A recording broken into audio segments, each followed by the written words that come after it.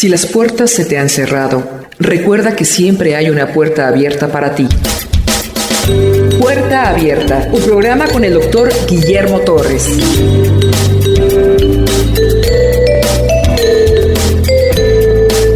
Samuel 2, el capítulo 3 dice que continuó una gran guerra. Probablemente esta guerra civil duró en 3 años más o menos entre la casa de David y la casa de Saúl. La casa de David se iba fortaleciendo y la casa de Saúl se iba debilitando. Después de esto, el capítulo nos nombra 6 hijos que tuvo David en Hebrón, de los cuales está Amón, que es conocido, Daniel, que no es tan conocido, Absalón, conocido por su belleza y su larga cabellera, Adonías, Cefatías y Tream. 6 hijos que le nacen en Hebrón en 7 años. Abner pacta con David, se cambia de bando. Al parecer se mete con una concubina que era del harem de Saúl. Los harenes se heredaban. Lo heredó el único hijo que quedó vivo, que ahora es rey, Isboset. Cuando alguien quería quitarle el reino a otro, lo primero que hacía era meterse con una de sus concubinas. Era señal de que había invadido el concubinato y de que quería el reino. Abner se mete con una muchacha llamada Rispa del harem de Isboset. Isboset le reclama a Abner: ¿qué has hecho, Abner? Tú eres el que me coronaste como rey. ¿Por qué te has metido con Rispa? Abner, en lugar de reconocer que sí se había metido con Rispa, se pone sumamente molesto. Dice: ¿acaso soy cabeza de perro de Judá? ¿Acaso soy un traidor de la tribu de Judá? Dice: yo he cuidado de ti, he querido que la casa de Saúl crezca para que seas un buen rey, y así me lo agradeces echándome la culpa del pecado de esta mujer. Ahora yo te digo que me cambiaré de bando. Abner se dio cuenta de que Isboset nunca iba a progresar como rey. Vio que David iba creciendo. Creo que me debo cambiar de bando. Isboset se quedó calladito porque la Biblia dice que le tenía miedo. Verso 9. Así haga Dios a Abner y aún le añada: si como ha jurado Jehová David, no haga yo así con él. Abner decide irse a el reinado de David y manda mensajeros a David para hacer un pacto. David le encanta esta idea porque esto significa que va a haber menos muertos en Israel. Quiero pactar contigo porque yo sé que Jehová te ha ungido como rey. Yo quiero que hagamos un pacto porque quiero trasladarte todo el reino de Isboset para ti. Y David estuvo de acuerdo.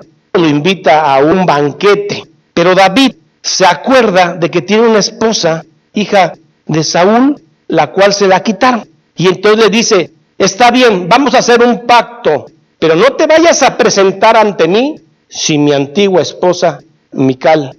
Isboset, tan temeroso que era, inmediatamente se la manda con Abner. Abner se presenta a un banquete que David le ha ofrecido. Comieron, se perdonaron algunas cosas ambos, recordaron algunas cosas de Saúl. Dice la Biblia que David despidió en paz a Abner. Pero hay un problema: Isboset vive y no puede haber 2 reyes en Israel. David jamás intenta matar a Isboset. David jamás intenta matar a Abner. Pero es Dios en su soberanía que va quitando los estorbos para que David reine. Nosotros somos ganados por la sangre de Cristo. Usted que es creyente, usted que ha creído en Cristo Jesús, usted tuvo un precio. Es la sangre de Jesucristo. Dice la Biblia: usted es rey y sacerdote allá. Déjeme decirle que no hay diablo, ni demonio, ni hombre, ni poder humano que va a impedir que usted un día esté ante la presencia de su Padre y del Hijo que lo ganó con su sangre. Lo mismo está sucediendo con David. No hay poder humano, no hay Abner, no hay Isboset, no hay diablo que impida que David sea rey, porque Dios así lo mandó. Pablo en Romanos: ¿qué nos podrá separar del amor que es en Cristo Jesús? ¿Angustia? ¿Tribulación? ¿Enfermedad? Ni la muerte nos podrá separar del amor que es en Cristo Jesús. Cuando Dios dijo que David va a ser rey, David va a ser rey. El problema para nosotros es que existe tiempo en la vida y no nos gustó todo ese tiempo que David tuvo que andar corriendo antes de ser rey. Han pasado casi 17 años en que Saúl ha perseguido con rabia a David. Pero déjeme decir una cosa, lo que Dios promete lo cumple, y David va a ser coronado rey de Israel. Pero volvamos al tema. Verso 20. Vino pues Abner a David en Hebrón, y con él 20 hombres, y David hizo banquete a Abner y los que con él habían venido. La cosa se puso alegre. David confesó que después de todo no le tiene tanto rencor a Abner. Abner pide disculpas por haber coronado a Isboset. Al final del verso 21 dice que David despidió en paz a Abner. El mundo es muy chico para dos chacales. Joab es un chacal y Abner es un chacal. Son gente depredadora. Dice que apenas se acababa de ir Abner del banquete cuando llega Joab con sus hermanos y otro grupo. Alguien le avisa a Joab, le dice, ¿qué crees que pasó? Vino Abner y estuvo en un banquete con David y David lo despidió en paz. Había dos cosas que tenía Joab contra Abner. Primero, Abner había matado a su hermano Asael y Joab no perdona. Segundo, si Abner se reconcilia con David, ¿en dónde quedo yo? Porque para experiencia militar, Abner, Joab se enoja y de manera insolente. ¿Qué te pasa, David? ¿Qué has hecho? ¿Has recibido a Abner? Llama la atención el carácter de Joab. Cuestiona al rey David. Verso 24. Entonces Joab vino al rey y le dijo, ¿qué has hecho? Abner vino a ti. ¿Por qué pues le dejaste que se fuera? Tú conoces a Abner, hijo de Ner. Le está diciendo a David la calaña que es. Tú y yo lo conocemos. ¿Por qué lo recibiste? A David le convenía hacer pacto con Abner porque no iba a haber tantos muertos y todas las tribus del norte se iban a venir con él. Después de haber increpado tan feamente y tan bruscamente al rey, la Biblia dice que Joab se fue. Sabía que Abner no iba muy lejos y lo manda a llamar diciendo, amigo, ya que hiciste las paces con David, yo te invito a que regreses porque te tengo alguna cosita que decir. Abner comete el error de regresar. Joab se lo lleva a escondidas, que no lo sepa David. Se lo lleva al oculto, pero lo pone en medio de la puerta de la ciudad. No hablaron mucho. Simplemente Joab le mete la espada en la quinta costilla, exactamente como Asael había muerto, y ahí mismo murió.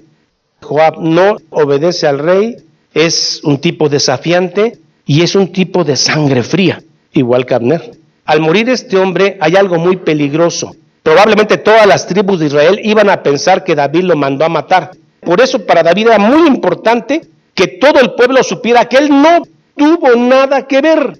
Dijo, inocente soy yo y todo mi pueblo.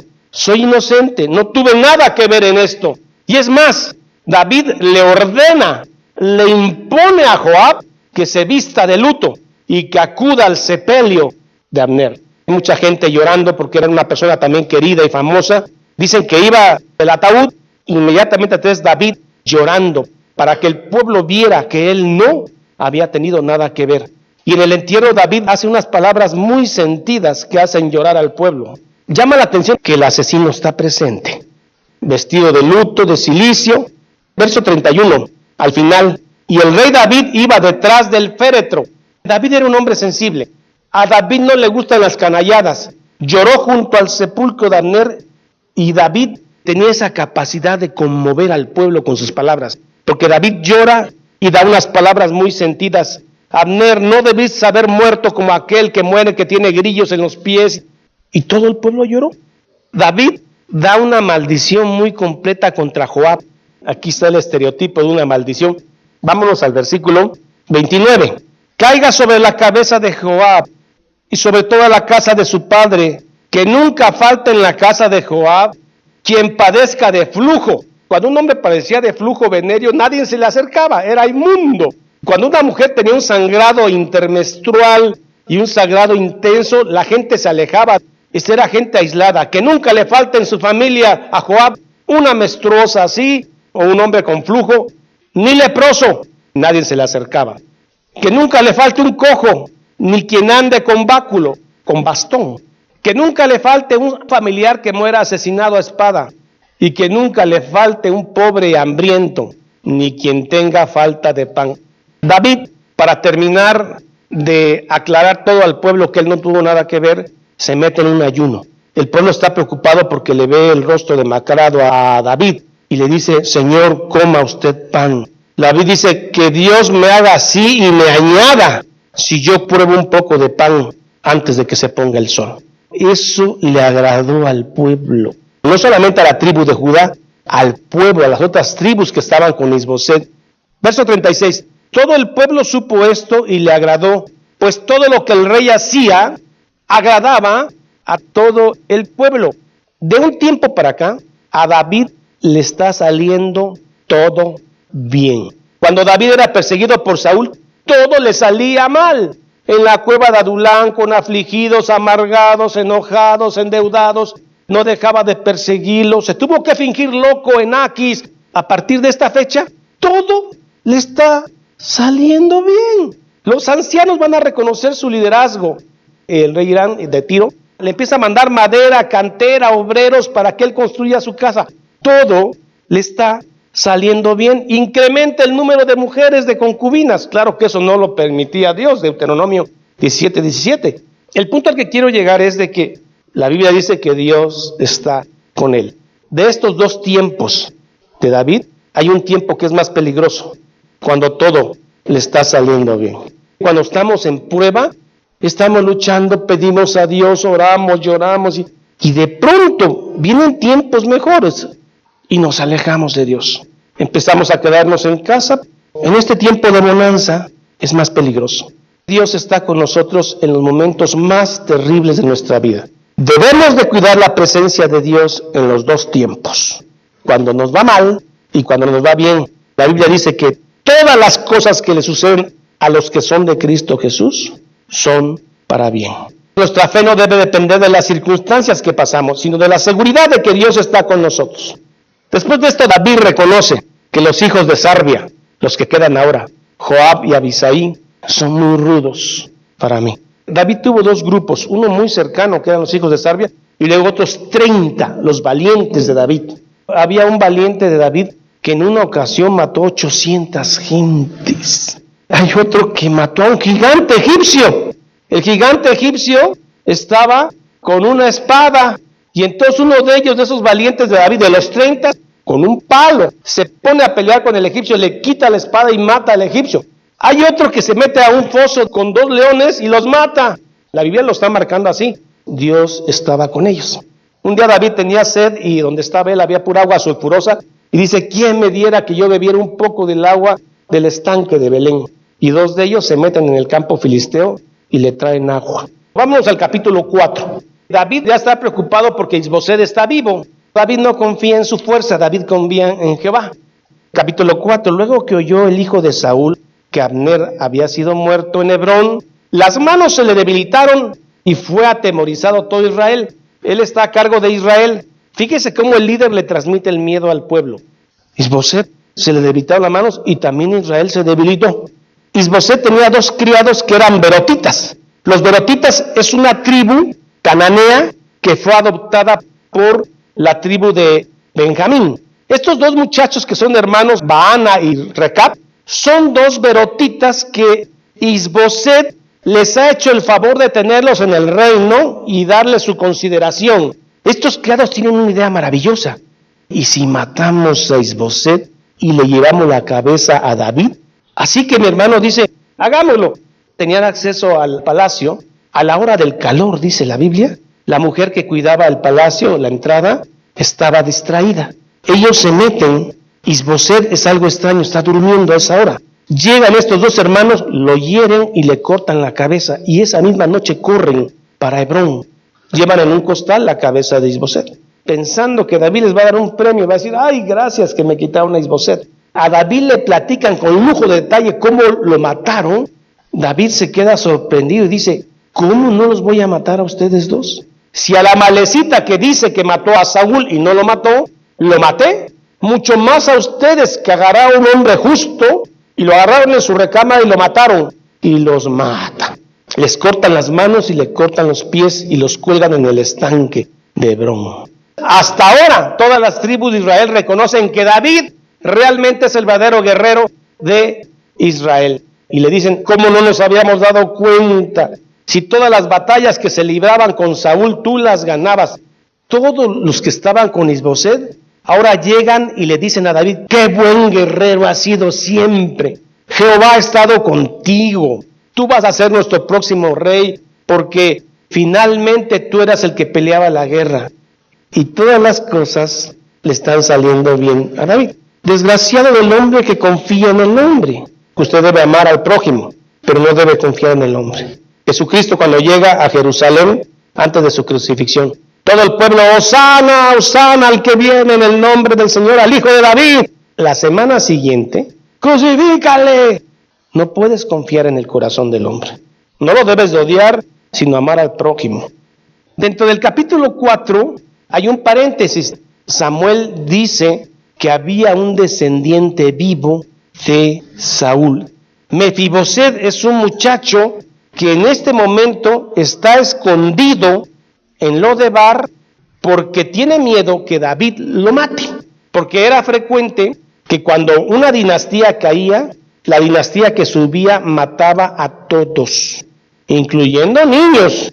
Mefiboset es un niño que tenía 5 años cuando mataron a Jonatán y a Saúl. La nodriza corriendo tomó al niño, escapó entre la tierra corriendo porque lo querían matar, y el niño se le cae, se le quiebran los pies y quedó cojo.